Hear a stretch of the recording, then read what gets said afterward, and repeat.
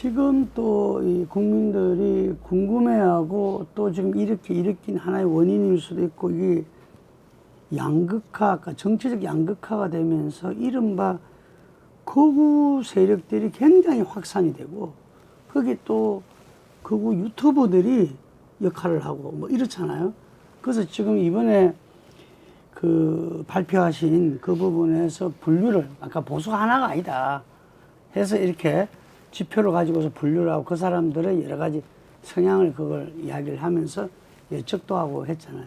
그게 상당히 중요한 것 같아요. 제가 볼 때는. 그랬을 때 지금 전체적으로 보면은 아까 여론조사에도 응하는 사람들이 전부 다 아까 8, 90 이런 사람들만 응하고 있으니까 대한민국 보수가 완전히 극우로 경도돼 있다. 이게는 동의 안 하시는 거죠? 동의 안 합니다. 예. 아. 예. 동의하지 않습니다. 여전히 그 조사 결과 보면 여전히 중도적인 입장을 갖고 있는 분들이 훨씬 많고 아까 봤던 한 50까지는 안 됐지만 거의 50에 가까운 비율이었고 그리고 그분들은 나름대로 균형감 있는 생각들을 갖고 있고 상황에 대해서 합리적인 판단을 하고 있는 것 같고 근데 이제 그 사람들은 뒤에 있지만 이제 정치적 효능감도 낮고 뭐 내가 움직인다고 뭐 되겠어 뭐 내가 뭐 많이 알아 뭐 이렇게 효능감도 전체적으로 낮고 또 정치 참여에 대한 동의도 좀 약하고 그러니까 상대적으로 생각은 많고 지금 상황에 대해서 못마땅한 것도 많지만 내가 뭐 말을 한다든지 내가 뭐 어디 시위를 나간다든지 하는 생각은 없는 분들인 거죠. 그러니까 이 사람들은 이제 아마 전화도 안 받을 거예요. 그러니까 여론조사 전화도. 그러니까 이 사람들은 여론조사하면 탁 끊어버리겠죠. 그러니까 이 사람들은 지금 숫자는 많은데 이 사람들의 견해는 지금 정치적으로 표출되고 있지 않은 상황인 거죠. 그러니까 이제 목소리 왕왕왕왕 큰 사람들만 이제 계속 받아들이게 되는 거고 커뮤니케이션 이론 중에 그런 거 있잖아요. 침묵의 나선 이론이라고. 계속 사람들이 떠들고 그러면 나는 생각이 다른데 내가 떠들면 저 사람들이 다수인데 내가 소수의 목소리가 대로 받아들여질 것 같아서 자기는 입을 다물고 있는 거지. 그럼 이 사람들이 소수라고 하더라도 이 사람들의 목소리가 점점 커지게 된다는 거죠. 이 사람들은 점점 커지고 여기는 조용해진다. 그래서 이게 침묵의 나선 이론이라고 이렇게 하는데 지금 우리 사회가 딱 그런 것 같아요. 그리고 극우 유튜버 관련된 거는 저거는 어디까지 우리가 표현의 자유로 봐야 되느냐에 대한 좀 나중에 심각한 사회적 토론도 좀 필요할 것 같아요. 의도적인 가짜 뉴스나 왜곡된 뉴스를 상업적인 이유로 저렇게 공공연하게 이렇게 해야 되는 것들이 저게 가능한 거냐에 대한 고민이 필요한 거죠. 그리고 과거에는 그게 그런 형태의 규제는 공중파라든지 뭐 아니면 뭐 하여튼 뭐 그런 그 제도화된 언론에는 다 적용이 되잖아요. 지금 정부까지도 다. 근데 유튜브가 뭐 100만 명 이상이 보게 되면 지금은 그와 관련된 우리가 개념을 바꿔야 될 것 같단 말이죠. 훨씬 더 영향력 있는 지금 매체가 됐다면 그 매체가 저렇게 무책임한 언동을 하고 있는 부분을 그것도 상업적인 것까지 만나면서 사실은 사회의 정치적 기반이나 민주주의 기반, 신뢰의 기반을 지금 굉장히 약화시키고 있는 그런 행위이기 때문에 저걸 언제까지 용납해야 되느냐에 대해서는 좀 토론이 필요할 것 같아요. 유튜브가 사적 영역이냐 아니면 그 영향력으로 봤을 때 그걸 공적 영역에 지금 들어온 걸로 봐야 되느냐 그거에 대한 저는 좀 필요할 것 같고요. 지금 같은 상황이 계속되면 뭐 당연히 저런 사람들은 많이 생겨나겠죠. 누구라도 자극적인 이야기를 듣고 싶을 거고 그게 알고리즘으로 계속 반복돼서 그런 이야기들만 전달되는 이런 시스템에서는 그러니까 뭐 그 사람들 이야기가 재밌겠어요? 내가 하는 이야기가 재밌겠어? 내가 하는 이야기 재미없지. 안 보지. 내가 아무리 뭐 유튜브를 만든다 그래도. 근데 그 사람들 이야기하면 막 특히 막 세상에 재미있는 게 막 뭐 콘스피러시 이런 세상에 제일 재미있는 거 아니야. 뭐 이런 음모가 있었다. 저 뒤에는 뭐가 있다. 와 그러니까 드라마가 재밌는 거지. 그런 이야기를 자꾸 하고 저게 사실 지배적인 언론의 기반이 되면 우리 사회가 굉장히 위험해지는 거죠. 이거는 뭐 정치적 커뮤니케이션도 안 될 거고 정말 극단적인 이야기, 가짜 뉴스. 그러니까 부정선거도 마찬가지잖아요. 부정선거. 저게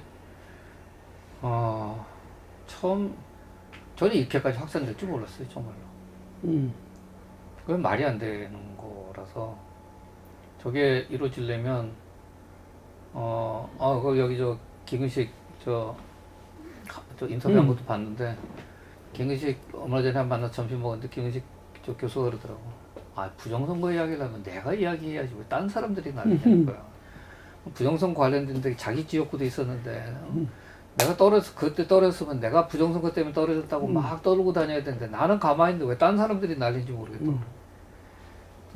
그건 뭐 가능하지 않은 이야기인데 이제 듣고 싶은 이야기, 믿고 싶은 이야기만 이제 믿게 되는 거고 이번 같은 경우는 이제 윤석열 대통령이 그 이야기를 하는 바람에 더더욱 이제 저놈들은 그러고도 남을 놈들이야라고 생각하는 사람들이 그걸 이제 또 수용하면서 또 확산된 측면이 있어서 윤 대통령은 여러 가지로 사실은 뭐 한국 민주주의에는 좀 좋지 않은 영향을 많이 미친 거죠.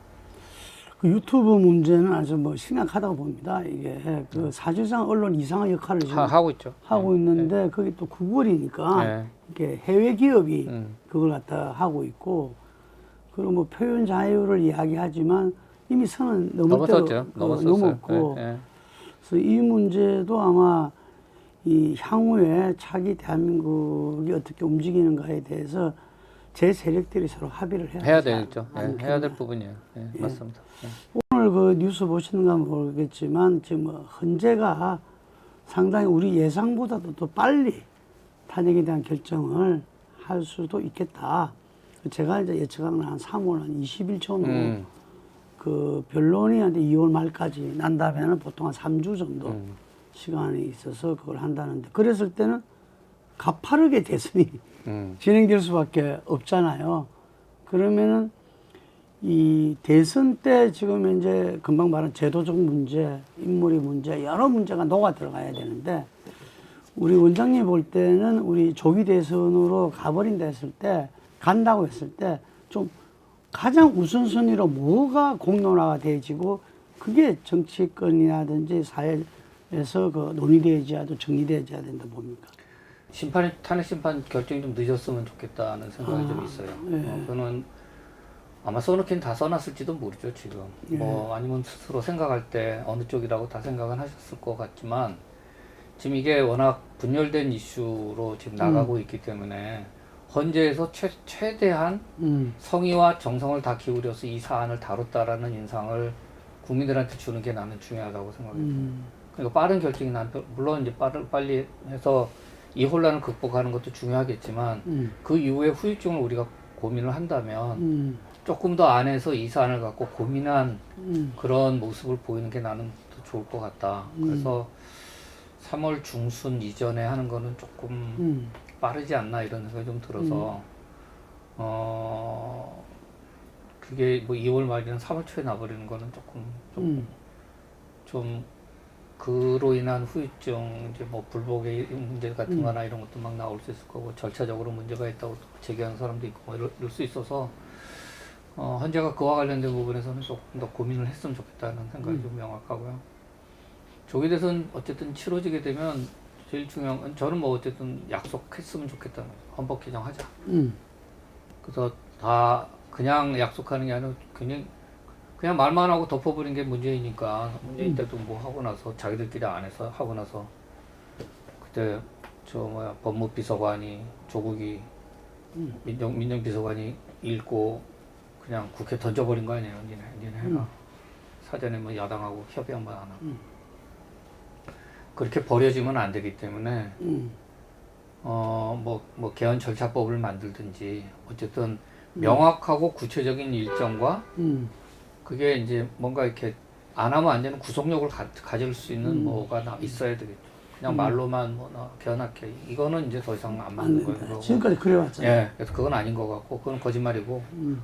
그래서 그거 말고 뭔가 구속력 있는 약속을 해서 명확하게 그 다음에 정치 개혁과 관련된 일정을 제시하는 게 나는 필요할 것 같고, 내가 뭘 어느 쪽으로 바꾸겠다는 이야기보다 제일 좋은 건 국회 개헌특위를 구성을 하고 그걸 언제까지 완료해서 뭘 만들어내겠다. 우리가 밖에서 아무리 이야기를 많이 해도 결국은 이 문제를 다뤄서 처리해야 되는 거는 그건 뭐 국회가 하는 역할이니까 국회에서 그 역할을 할 수 있도록 제도적 공간을 일단 열어놓는 게 중요한 거죠.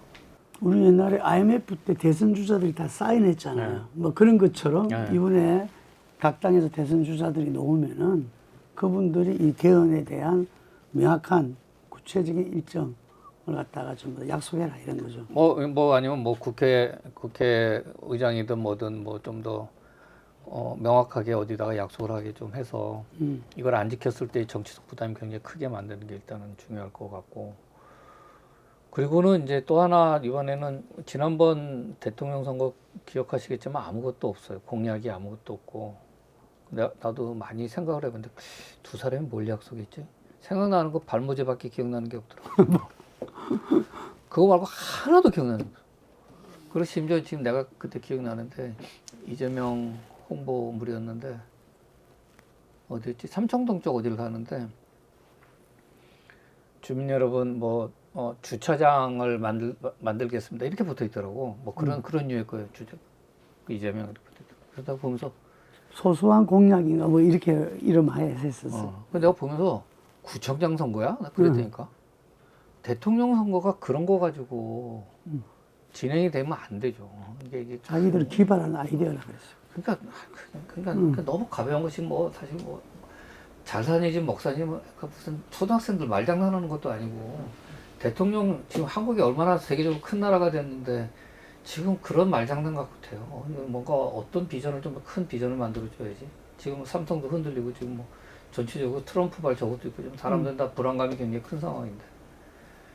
그래서 안정감 있는 어떤 그런 형태의 극단적인 것보다는 지금 우리가 갖고 있는 힘이 정치로 인해 가지고 너무 불필요하게 소모되고 있단 말이에요. 외부의 위기는 굉장히 커지고 있고, 중국은 쫓아오고 있고, 우리 안에서는 흔들리고, 미국은 조지고 있고, 이런 상황인데, 안에서의 리더십은 이제 우리 사회는 다 분열돼서 뭐 찢겨져 있고, 그러니까 우리 사회 힘이 안 모이는 거지.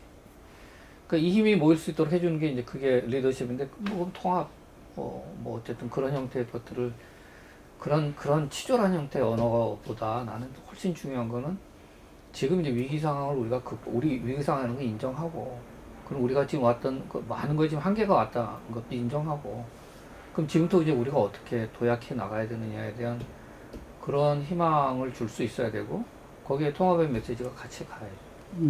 나는 지금 굉장히 위험하게 봐요. 최근에 그 중국 선전에 갔다 왔는데, 가서 화웨이하고 BYD를 보고 왔어요. R&D 센터를 보고 왔는데 깜짝 놀랐어요. 깜짝 놀라서 뭐 그 사람들이 기술력이 어떻고 이런 문제가 아니라, 일단 지금 이제 그 사람 다 창업 1세대더라니에요. 그러니까 정주영, 이병철의 스피릿이 있는 사람들은 창업자들이 기업가 정신이 살아있는 거예요. 그러니까 뭔가 해보자가 있는 거지. 그러니까 해보자가 있는 데다가 이제 미국이 이렇게 압박을 넣기 시작을 하니까 어떤 국가적 사명감까지 사람들이 갖고 있는 거예요. 그러니까 거기 가서 이렇게 듣고 만나서 이렇게 받은 느낌이 뭔가 이 스피릿이 살아있는 거예요. 이게 단순한 기술 뭐 규모의 문제가 아니라, 뭐 규모도 어마어마해졌지만 그것을 넘어서서 지금 얘들은 뭔가 해보려고 하는, 옛날 70년대 80년대 우리가 했던 그런 느낌이 이제 여기서 막 드는 거예요. 그리고 우리 쳐다보면 이제 52시간도 좀 문제를 못 풀잖아요. 내가 52시간 참 교수 입장에서는 참 한심하게 느껴지는 게, 뭐 저런 식으로 시간을 규정하면 교수들은 만약에 9시간 수업하면 9시간만 일하는 사람이에요. 저런 식으로 계산하게 되면. 그럼 그 나머지 시간은 우리는 다 노나. 지금 국민의힘이 지금 탄핵 국면에서는 지금 이렇게 상당히 보수 우병화된 모습을 보이고 있는데, 아마 탄핵 때는 바뀌지 않겠어요? 바뀌죠. 네. 바뀌죠. 지금 이제 아까 이야기하신 대로 지금은 사법의 시간이라서, 그러니까 사법의 시간이고, 또 지지자들이 이재명을 중심으로 이렇게 하고 있으니까 그거에 대해서 막 분노하고 있으니까 어쨌든 거기에 대해서 뭔가 뭐 우리가 심정을 이해한다는 정도라도 뭘 해줘야 되니까 뭐 지금 가고 있는 거지만, 탄핵이 끝나고 나면 이제 이제 선거의 시간으로 이제 바로 넘어가게 되니까, 그때 뭐 이 문제에 대해서 다시 끼고 있기는 굉장히 어렵겠죠. 그때는 아마 후보자 중심으로 후보자가 목소리를 내면서 당을 끌고 가는 형태가 될 테니까, 누가 되든 그때 뭐 윤석열 잘했다 이렇게 이야기하기는 좀 어렵겠죠. 그때 금방 분석하신 대로 보수도 이렇게 그 갈래가 여러 갈래니까, 이게 그때는 이제는 아까 말한 온건 보수, 중도 보수들을 결합한 어떤 세력과 메시지가 나올 수 있다. 왜냐면 그 사람들을 잡는 게 제일 중요하니까. 그리고 만약 1대1 구도가 되거나 뭐 그런 형태 아니면 이재명이 굉장히 국민의힘 입장에서 볼 때 이재명 대통령 후보로 나오고 그 사람이 상당한 정도의 강세를 보인다면 지금 뭐 온건부수로 나왔던 어떤 후보가 마음에 안 든다고 하더라도 이재명이 되는 것보다는 낫다고 생각하지 않겠어요? 찍겠지 그러면. 결국 이 사람들은 돌아올 가능성이 많은 사람들이죠. 그러니까 결국은 그러면 이제 타겟은 중도로 가야 대선 승리가 되겠죠 지금. 그럼 뭐 우리가 볼 때는 아마 그 지점에 있는 오세훈이나 한동훈 이런 사람들은 유승민 기회가 올 수도 있겠네요. 네, 그렇죠. 그게 전체적으로 아마 가능성은 좀 높아 보이는데 좀 이제 진행되는 거 봐야지. 아마 그렇게 좀 더 높지 않을까요? 제가 볼 때 일단 김문수 요즘에 여론조사는 조금 높긴 오죠. 과대 표집된 것 같은 느낌이 들고 뭐 제 주변에 보수적인 분들 중에 김문수? 뭐 이런 사람들이 많으니까 한 번도 생각해보지 않은 이름이라고. 그러니까 이제 그런 분들은 좀 다 반영이 안 되는 거지. 그러니까 아까 얘기했던 것처럼 전화 받는 사람은 이제 굉장히 확신을 갖고 내가 뭔가 이 상황을 뭐 그런 게 일단 있는 사람들이라 어떻게 보면 이제 또 우리 사회가 너무 짧은 시간 동안 너무 많은 변화를 겪었고 또 이제 노령화까지 이제 겹치게 되면서 각기 다른 시대를 살았던 굉장히 다양한 세대들이 한 공간 안에 지금 있는 거죠. 그러니까 그런 생각의 차이도 굉장히 넓어진 거고. 그러니까 사실 이게 이제 정치가 좀 더 포용력 있게 가서 이 다양한 목소리들이 다 반영이 될 수 있도록 해줘야 되는데 그 역할을 못한 거지. 지금 말씀하신 이 다양한 목소리를 포용하는 다양성이 이제 정당의 어쨌든 가장 필수적인 요소인데 상대적으로 민주당의 이재명 일극 체제 등등이 이야기로 해서 그 다양성이 지금 이제 무너졌다 이런 지적들이 많거든요. 그래서 흔히 말하는 이제 비명계 신상김 이런 분들이 지금 목소리를 내고 있고 그 이재명 대표도 저 포용의 이 행보를 이제 시작했다 이래 볼 수 있는데 이제 좀 이런 부분들이 학자적 입장에서 민주당을 바라볼 때 아까 민주당도 분명히 문제가 있었다고 이야기했잖아요. 문 전 대통령부터 시작해가지고. 근데 지금 현재 어째 말하면 윤석열 대통령의 국힘이 문제를 자초했다면은 민주당이 풀어야 되는 건데 과연 현재 민주당이 그게 가능한가?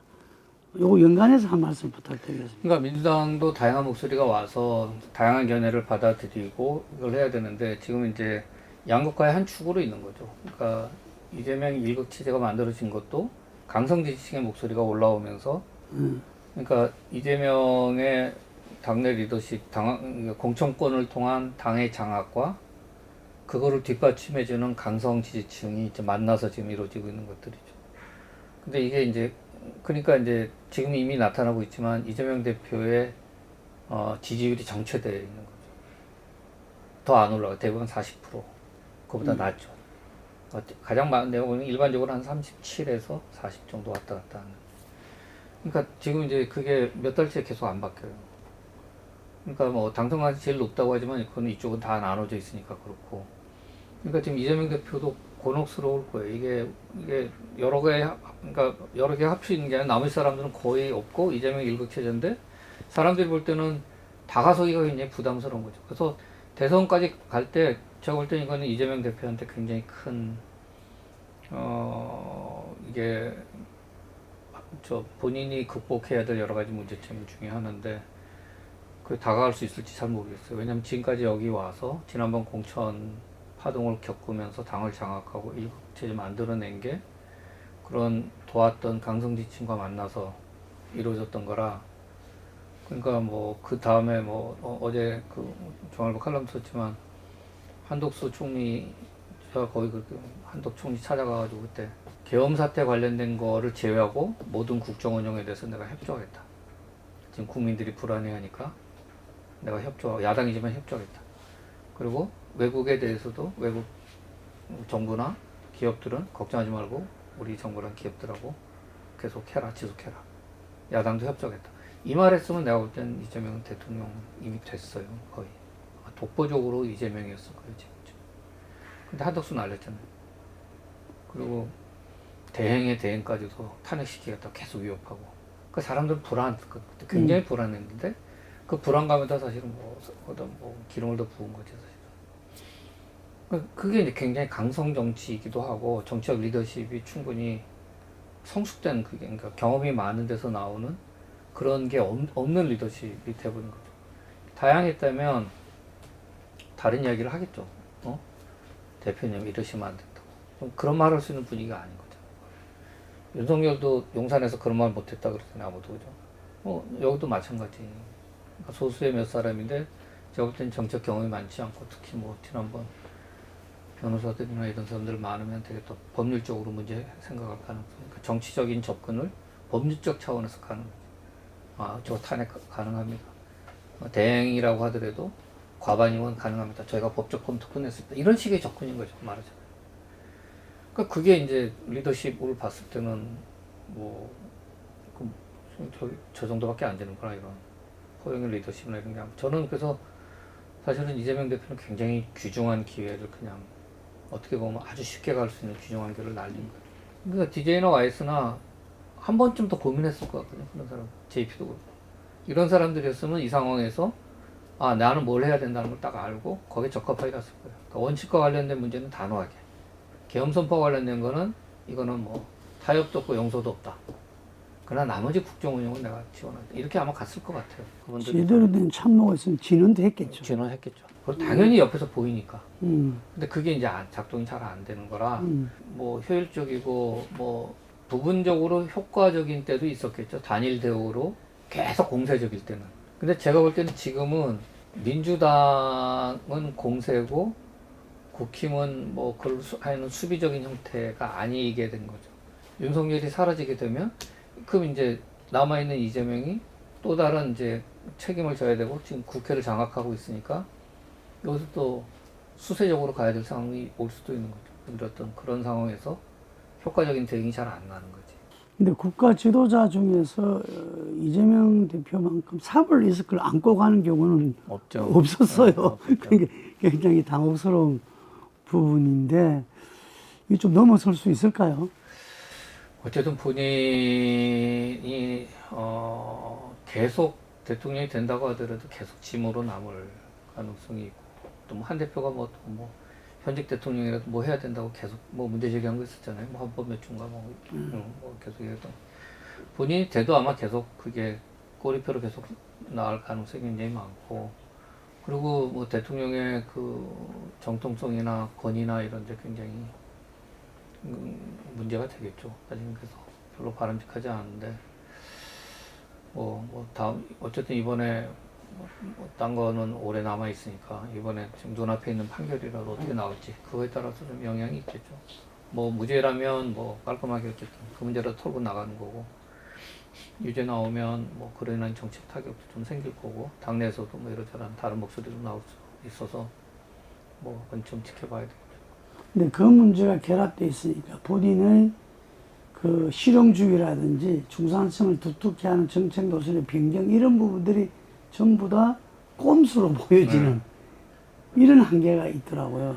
근데 그러니까 물론 그 사람이 실용적이라는 이야기는 거기는 주변에 있는 분이나 접촉한 기자들도 이야기를 많이 하더라고. 근데 좀 답답한 거 뭐냐면 그러니까 그런 양반들이 총리가 아까 내가 얘기했던 시스템에서 총리를 하게 되면 그냥 국정을 잘 끄고 나갈 수 있을 것 같은데 그러니까 총리라고 하더라도 큰 그림이 있어야 될 것 같거든. 근데 잘사니즘이 뭔지 모르겠어요, 저는 솔직히. 그리고 지금 이런 정도의 규모에서 잘사님이 너무 유치해 보인단 말이에요, 한국과 관련해서. 그러니까 이게 뭐 박정희 시대도 아니고 박정희 시대 잘 살아보자의 이재명식 버전 같은 느낌인데 그게 와닿겠냐고 지금 이 시대를 살아가고 있는 사람들한테. 지금 우리가 겪고 있는 여러 가지 형태의 좀 인구 위기도 있고 지방 소멸도 있고 더구나 첨단 산업 관련해서 밀릴 가능성이 있는데. 그리고 젊은 세대들은 좌절하고 있고 뭐 우리 세대도 좀 그런 얘기 하는 거야. 우리가 마지막 우리 밑에 세대 우리보다 더 풍요롭게 못 살 것 같다는 생각하는 사람들도 많이 있잖아요. 굉장히 위기가란 말이야 지금. 그러면 그거를 그런 상황에서 던져줄 수 있는 메시지가 잘 사는 이 집이냐 이거예요. 그러니까 이 양반이 디테일에는 강한지 모르겠어. 아까 뭐 주차장 것처럼 디테일은 굉장히 강한지 모르겠는데 그거는 시장이나 도지사면 모르겠는데 한 나라의 대통령이면 그보다 훨씬 큰 비전을 던져야지. 저는 항상 국가 지도자는 대한민국 국가 발전의 전략의 비전을 제시해야 된다. 그럼요. 예. 그럼요. 그게 준비되어 있지 않는 것 같아요. 그러니까. 그러니까 보면 예. 그래서 지난번에 대표 연설한다고 그래서 뭐라도 좀 비전 나오나 했는데 그 이제 잘사니즘이라 그래서 내가 이게 정말 유치의 끝판이다. 예. 마지막 질문입니다. 아니 그랬을 때 아까 개헌을 구체적 약속을 해야 된다 이럴 때 우리 원장님이 볼 때는 지금 개헌이 또 시기도 중요하잖아요. 네. 시기가. 그럼 뭐 많은 또 우리 정재철 헌정 회장님이라든지 조기 대선 전에 하자 했는데 그건 이미 무망한 거고 그리고 조기 대선과 함께 국민투표도 제가 볼 때 무망한 것 같아요. 그럼 개헌안을 마련해서 그걸 대선 공약으로 하고 그 다음에 이 개헌안을 국민투표 언제 할지를 약속을 해야 될 것 같아요. 이게 개헌 특위에서 하든 어쨌든 간에. 그럼 그 시기가 지금은 1년 후에 지방선거랑 함께 할 것이냐 아니면 총선과 함께 할 것이냐 두 개가 남은 거 아닌가 이런 생각이 들거든요. 저는 사실은 구체적인 일정과 관련된 거는 뭐라고 이야기하기가 좀 어려워요. 뭐 거기까지 제가 디테일을 말씀드릴 거는 아닌 것 같다는 생각이 들어서 제가 지금 원하는 거는 일단 아까 얘기했던 것처럼 구속력 있는 약속 반드시 한다는 것하고 그 다음에 그걸 상징하기 위해서 지금 어차피 지금 국민의힘에서는 개헌특위 할 생각이 있는 모양이던데 뭐 주호영 의원인가 누가 뭐 하고 있던 것 같아요. 당 개헌특위 위원장을 맡았죠. 있죠. 그러니까 온갖 욕을 얻어먹고 있대요 당내에서. 그렇겠네. 그렇다고 하더라도 그러니까 예를 들면 이재명 대표도 그거에 동의를 한다면 국회에다 띄우는 거지 일단. 그러니까 지금 당장 선거운동 기간이라도 국회 내에 개헌특위를 만들어 놓는 거지. 그래서 개헌 관련된 작업을 하고 그 작업을 우리가 언제까지 끝나자고 하는 뭐 그거에 대한 합의를 왜냐하면 제가 볼 때 개헌과 관련된 많은 논의를 하게 되면 합의를 이루기는 어려울 것 같아요. 그러니까 뭐 지금 전문도 개정하고 뭐 기본권도 개정하고 그다음에 뭐 대통령도 하고 뭐 다 바꾸고 양원제도 하고 지금 이야기가 많은데 너무 많은 이야기를 하게 되면 개헌에 대한 합의 지점이 점점 더 어려워지는 거잖아요. 우리가 87년을 생각을 해보면 하나 갖고 했거든. 대통령 직선제. 그러니까 그거 하나로 다 모아서 개헌을 했고 그게 이제 많은 정책 변화를 갖고 왔던 것처럼 이번에는 하나만 딱 약속하는 거예요. 대통령의 권한을 나눈다. 그래서 하나는 총리와 나누고 하나는 지방하고 나눈다. 요것만 딱 되면 될 것 같아요. 그래서 이번에는 대통령의 권한을 나누자. 대통령의 권한을 나누는 개헌. 이걸로 이번에는 가서 거기에 합의를 하고 국회에서도 그거 중심으로 논의를 하고 그 다음에 후보자들은 언제까지 뭐 바꾼다. 그럼 자기들이 그건 제가 볼 때는 정치권에서 약속을 해주면 돼요. 그래서 제가 원하는 거는 바꾸자고 하는 데 대한 확고한 약속만 있으면 그럼 그게 뭐 1년 뒤든 3년 뒤든 너무 길어지면 안 되겠죠. 아주 길 경우에는 이번에 당선된 대통령이 임기가 끝나고 나면 체제를 전환한다. 뭐 길면. 그러니까 선택지는 여러 개가 있을 수 있어요. 그러니까 이제 개헌안이 적용을 언제 할 다음에 거냐. 하더라도 일단 개헌안 확정은 이 대체로 하는 이야기들이 한 1년 뒤는 해야 된다. 그거죠. 그런 이야기 하더라고요. 개헌안을 확정을 하고 그거에 대한 집행은 뭐 5년 뒤가 됐건 3년 뒤가 됐건 그건 상관이 없는데 어쨌든 개헌특위를 돌려서 여야 합의로 개헌안을 만들고 이건 언제 시행한다. 뭐 그러면 되죠. 거기서 제가 이제 이재명 대표가 본인의 어떤 희생적 결단이 필요하다. 변신의 노력과 함께 비전 제시와 함께 그걸 위해서 윤석열 대통령한테 요구했던 임기단축 개헌을 본인도 임기단축 그 개헌안을 집행을 약속해서 안철수 의원께서 3년 이야기한 거예요. 나름대로 합리적이에요, 맞아요. 그래서 다음 총선과 대통령 시기를 맞추는 거죠. 예. 지금 사태가 온 거는 여의도 정치권 모두의 책임이라고 생각이 되고요.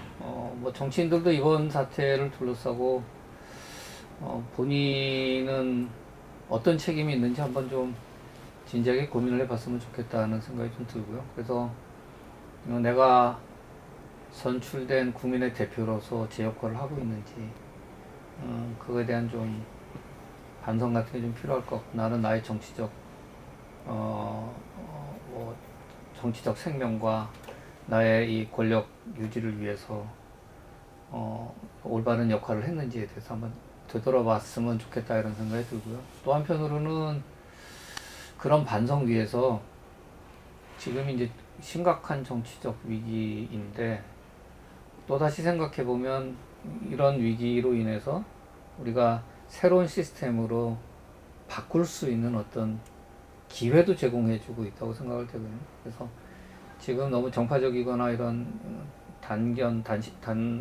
눈앞에 있는 그런 근시안적인 그 이해관계를 넘어서 좀 장기적인 관점에서 국가의 미래를 향해서 이번 이런 기회에 어떻게 보다 나은 시스템으로 우리를 바꿔서 우리가 한 단계 도약할 수 있는 그런 기반을 마련하느냐, 이런 데에 대한 역사적 사명감도 좀 같이 느꼈으면 좋겠다, 이런 이야기를 전하고 싶습니다.